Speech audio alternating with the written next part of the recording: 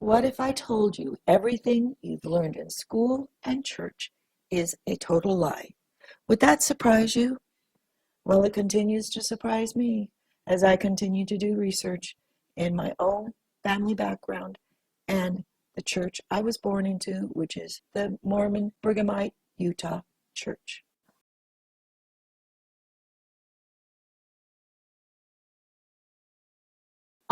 Yeah, good morning again, guys. And he is Sterling Van Wagenen, and according to a probable cause statement that was attached to the charges filed against him, he inappropriately touched a young girl. And that probable cause statement goes on to say that the alleged abuse happening a few years back between 2013 and 2015, when this young girl was between the ages of 7 and 9 years old. Now, police do not believe there are any other victims at this point, and there's a situation where Mr. Van Wagenen was charged, booked into jail, and made bond. He's bringing more as we get it, but for now we're live in American Fork. Scott McCain, Fox 13 News, Utah. Now, that appeared to be a very nervous reporter, kind of bouncing around, just said he inappropriately touched a young girl that they don't suspect or they don't know if there's other victims, but he just said the police don't believe there are any other victims. Let me tell you, that type of behavior is called addictive behavior, addictive compulsive behavior that Sterling Van Wagenen has probably done all throughout his life, starting when he was a boy. And he was taught this behavior by other little boys, and I'll read to you later in an article which Sterling Van Wagenen indicates he was sexually molested by his mother when he was a boy. And that is what this video is going to be addressing. The unusual phenomenon and little reported phenomenon of sexual abuse of male children by their mothers. Well, unless you've been asleep as a Mormon person, you're well aware of the latest sexual scandal in the Mormon Church that concerns Sterling Van Wagenen, one of the founders of the Sundance Institute. And it was published by Truth and Transparency Foundation, which is a Mormon foundation associated with truth, and transparency, it says, associated also with WikiLeaks. Now, I'm just going to give you my opinion, and this is my opinion only, but these type of WikiLeaks and Wiki Foundation and these truth and these are sites that are called gatekeepers. They throw up these sites and offer victims of sexual abuse, victims of murder, mayhem, whatever, to submit their stories. And what happens is they're able to gather up the worst of the stories against the highest of the politicians and religious leaders, bury them, and then occasionally give some red meat, like this one. Now, who is Sterling Van Wagenen? Well, he was once very influential, but no longer. He's over the hill. He's 70. He's retired mostly. He just was like teaching a few film classes. Not important now. So he's kind of a low-level red meat perpetrator. And so while there was probably plenty of stories given about like the President Munsons with their 81 widows and all their children, this is a person that they can sacrifice and act like they're doing something and bury the real thing. But anyway, I was quite fascinated in kind of a sad way, because he had been set up by a young man who had had an experience years and years previous and recorded, and the allegations were bad. I mean, in the middle of the night in a sleepover, a young man about 12 years old wakes up to Sterling Van Wagenen with his hand down his pants. He runs into the bathroom, this young man, and stays locked in the bathroom the rest of the night. Well, 20, 30 years later, he doesn't know what happens. He reports it to his mother, who reports it to the Van Wagenens. The Van Wagenens, Sterling does go to the police and give a statement. Then he gets disfellowshipped and the whole thing's buried. He never gets really prosecuted for anything. He disfellowshipped 2 years, and then he's right back on track of church positions of leadership. He becomes a part of a bishopric. I don't know what else. After he's been found and admitted that he had his hands down the pants of a sleeping 12-year-old, just shy of necrophilia, I say, attack a sleeping person. Anyway, so that was kind of the worst of it. But what was interesting about this article And they have this recording. I listened to the whole thing and it was disturbing, but one thing that just popped out at me, was Sterling Van Wagenen stating that he personally had been abused as a child by his mother. His mother. Now, mother and male child abuse had not crossed my radar until just recently. And I've dealt with child abuse all through my career, but it's usually the traditional notion is it's incest between father and daughter. Well, suddenly in the last 2 years, I've been hearing more and more about male children as adults being depressed, being unable to hold jobs, being unable to hold a relationship, having sexual dysfunction as a result of being abused by their mothers. Full-on sexual abuse by mothers and prepubescent son. I was astounded. And the stories I've heard just recently have come out of immigrant families that immigrated into New York around the turn of the century from the Ukraine. And I thought that was an interesting area to be from, is from the Ukraine. And all of these stories are from mothers, Ukrainian mothers, and their children, their sons. Now, when I expressed my alarm at the fact that a mother could do that, the woman who was married to one of these children that had been abused by their mother said, well, why should that alarm you? She had been personally abused by her uncle from the Ukraine since she was a baby, she said, until she got her first boyfriend. Complete sexual abuse of this very successful woman now. She also disclosed that, well, she couldn't really fault her uncle all that much because he had been sexually abused by his mother. So on both sides of the family, she married into a Ukrainian family. She came from a Ukrainian family, and both sides came from mother, male, child abuse, mothers preying upon having incestual relationships with their male children. Well, this is what kind of spoke to me or alarmed me about Sterling Van Wagenen's reporting that his mother also abused him. So I'm seeing a Ukrainian connection, the Nazi connection out of the Ukraine, the Mormon Nazi connections, their Russian connections, and maybe this whole population of Cochranites are also, they keep on resupplying this new wave of child abusers because after a while, the family settles into the normal middle class lifestyle.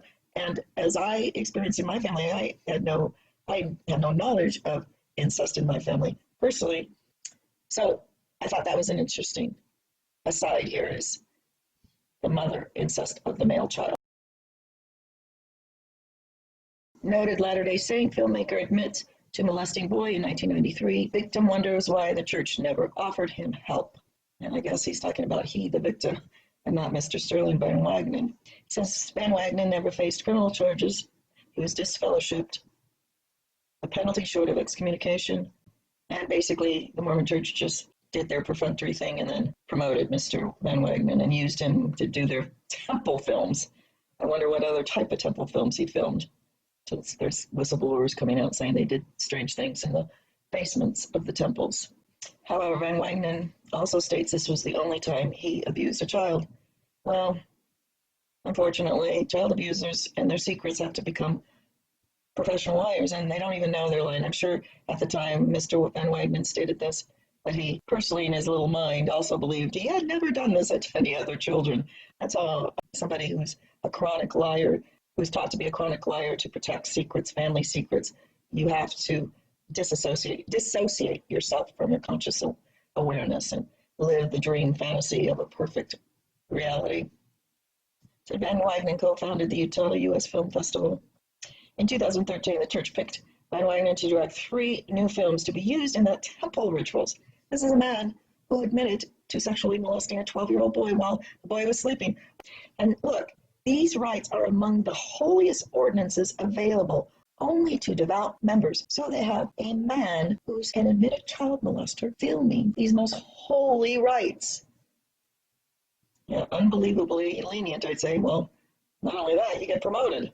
It's not lenience, it's promotion and protection. So imagine my surprise when a second charge came against Sterling Van Wagenen, director of Mormon temple videos charged with first-degree sexual abuse of a child. On April 2nd, Sterling Van Wagenen, noted producer and director, indicted on a single count of aggravated child sexual abuse. Earlier this month, the TTF reported that Van Wagenen was under investigation for an instance of child sexual abuse. According to the probable cause statement contained in the charging document, Van Wagenen rubbed the genital area of a female between the ages of 7 and 9 on 2 occasions between 2013 and 2015. Subsequent to the 2 instances of abuse, Van Wagenen was alone with the child and asked her if touching made her feel uncomfortable. According to the victim, during this conversation, he told her that this was the same way he touched his wife. The victim expressed that the touching made her uncomfortable, and he told her that he would stop. Okay, so when you hear reports that 30% of women have been sexually abused as children, don't believe this statistic. Believe this statistic. 100% of female children have been sexually abused by neighbors, by boys a couple of years older than them, by various people, not necessarily in the family, which is incest.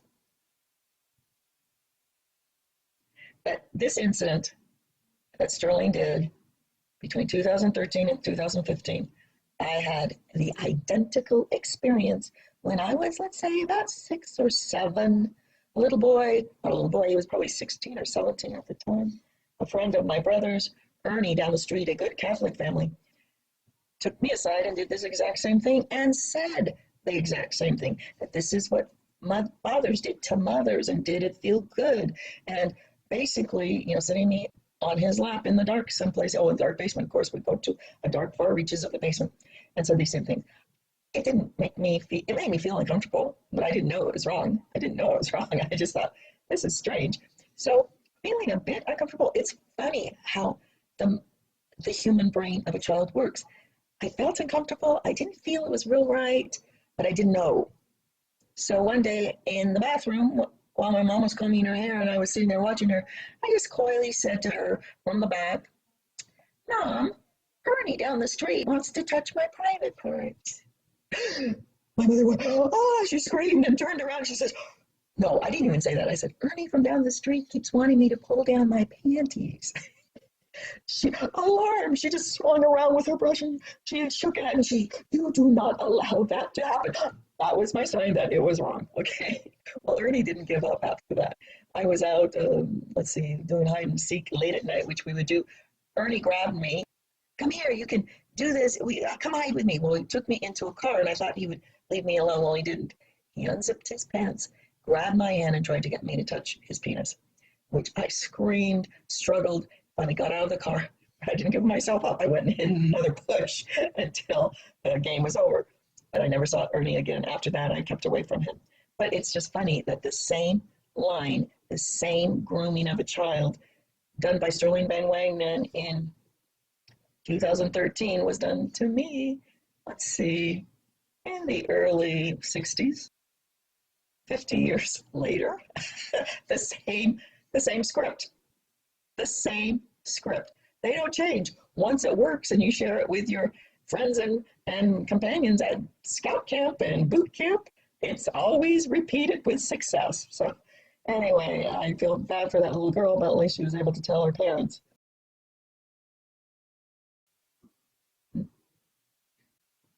The relationship between childhood sexual abuse and mental health outcomes among males. This results from a nationally representative United States sample. And it states, I'm just going to read the conclusion. Child maltreatment is associated with increased odds of mental disorders among males.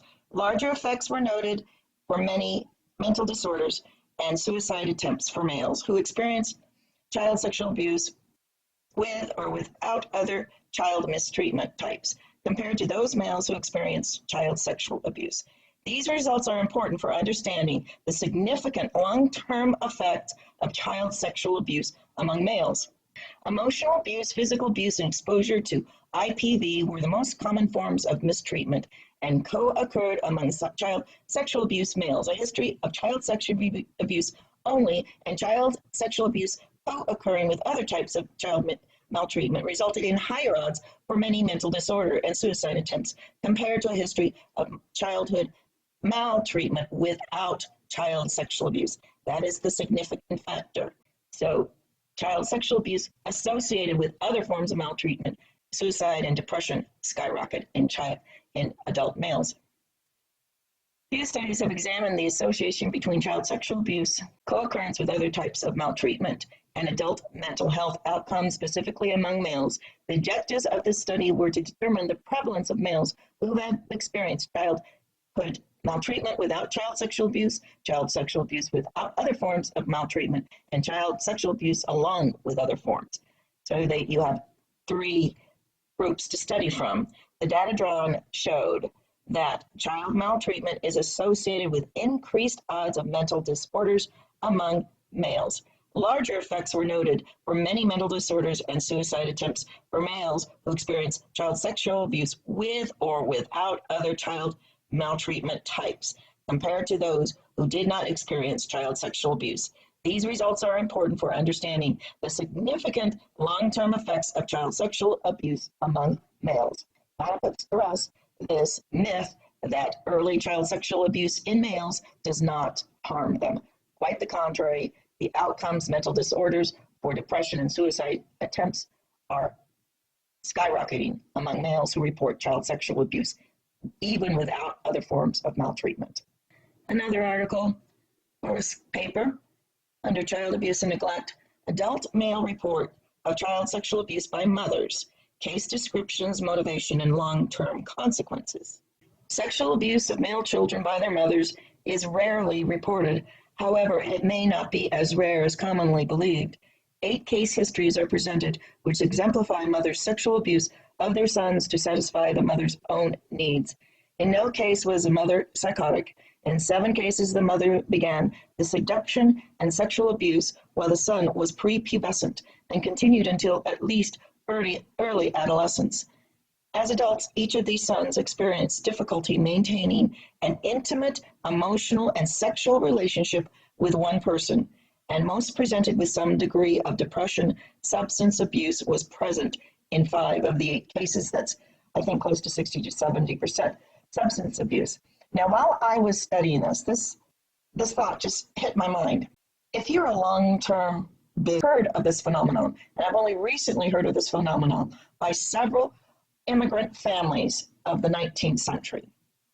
So my question is, did this begin in earnest in the 19th century to bring in immigrants that would implement a milieu of child sexual abuse, which you could then determine in the 1950s and 60s would produce a crop of people demanding your drugs to medicate their depression, their suicide attempts, their feelings of loneliness, an inability to bond with another person. So you have then a breakdown of the families, and you have more drug abuse. And then with Reagan coming in and deinstitutionalizing these broken people, we now have a huge homeless population demanding even more drugs.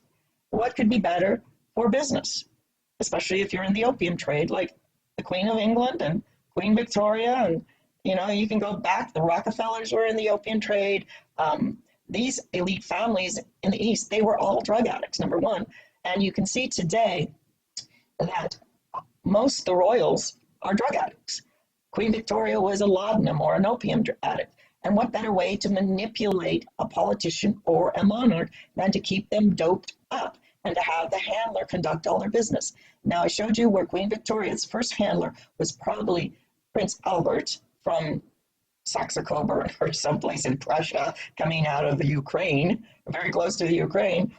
And then he suddenly died, probably of that famous lethal method by the Jesuits, which was poisoning. And we have shown a string of poisonings of the monarch, starting with George III, because this East India Company coming out of the Caucasus and Pakistan, the stands or whatever, poisoned their political rivals. We have a slew of poisonings that occurred in presidents that wouldn't bring in the central bank here in the United States. Poisoning was the chosen method to get rid of the monarch. Well, of course, these East Indian nabobs could not afford to kill another monarch after they beheaded Charles I. So what better way than to just slowly poison all the monarchs? And you can see the death of these monarchs going all the way from George III up to Queen Victoria. And then Prince Albert, who was a great lover of art, great musician, and accompanied Victoria. Well, after a while, a monarch starts to love his people because they love him back. And so these monarchs don't want to disappoint the people, and so they become more and more generous with the people, which is contrary to what the nabobs of these Ukrainian stands people want. They just want as much suffering so they could gain as much profits as possible. So what do we find? More than likely, Prince Albert was poisoned, and then they bring in a handler from Pakistan. Okay, Karim Abdul, who is Queen Victoria's handler and lover for 20 years.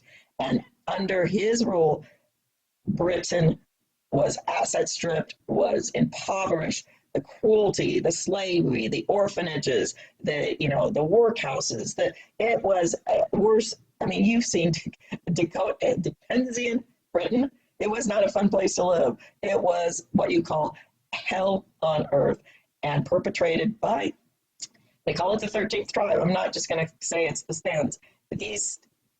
Prince Albert was part of this bloodline.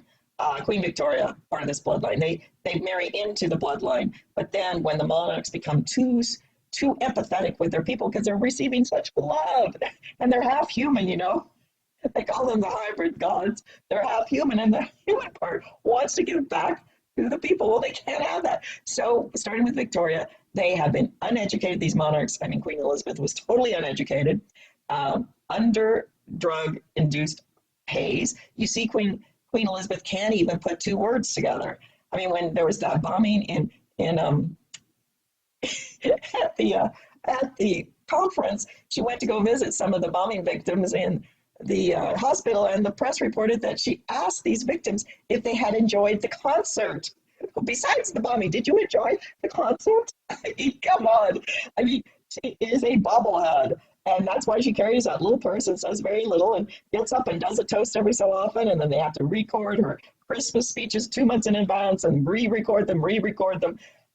Not really bright people, pretty autistic, I'd say. And they have to put away all the inbred, physically challenged royals. They put them away in institutions where they stay, and they're never visited because these people have no ability to have empathy because they were never given any maternal or paternal nurturing as young children. They were, starting with Victoria, they call it the Windsor education, in which you keep the child in complete isolation, no friends, no family, no contact with any of the outside world except for the domineering mother, and probably submitted to so much child abuse that leaves a memory after a while. After so much torture, your brain shuts down. Those neurons shut down. Those memories are enclosed in the trauma that people get when they have head injuries or major crashes. The trauma is the neurons are shriveled at that point of the memory and cannot be retrieved unless something starts to get rewired. So this is why we have early childhood trauma not being remembered by most children. And in fact, the Taboo says that any child abuse that occurs before the age of 3, it will not be remembered, and the child becomes a virgin after the age of 3. In other words, can't abuse the child after the age of 3 because they'll start remembering it. So any abuse that occurs before the age of 3 can be completely walled off, and this is what we've known this since the Trojans, since growing the Hessian soldiers. These are children farms of warriors. They're raised up in schools or gymnasiums just to go to war. They are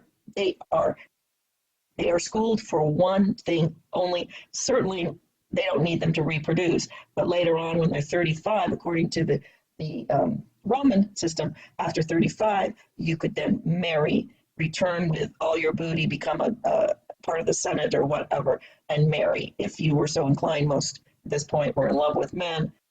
So that's where that whole thing started, with holding women in common, turn out the lights, everybody will shave their heads so the women feel like men, That's why you have to keep them skinny, so they seem like skinny boys in the dark. And then everybody has a huge orgy, and whichever child is born as a result of that one night of orgiastic sex among all the group become the group children without parents. Okay, but you know that if it comes from a Jewish woman, that person will be Jewish. It can be Sufi, it can be Islamic. This bloodline has infiltrated every nation, every religion, and it is a secret inside occultic cabal order. They recognize each other.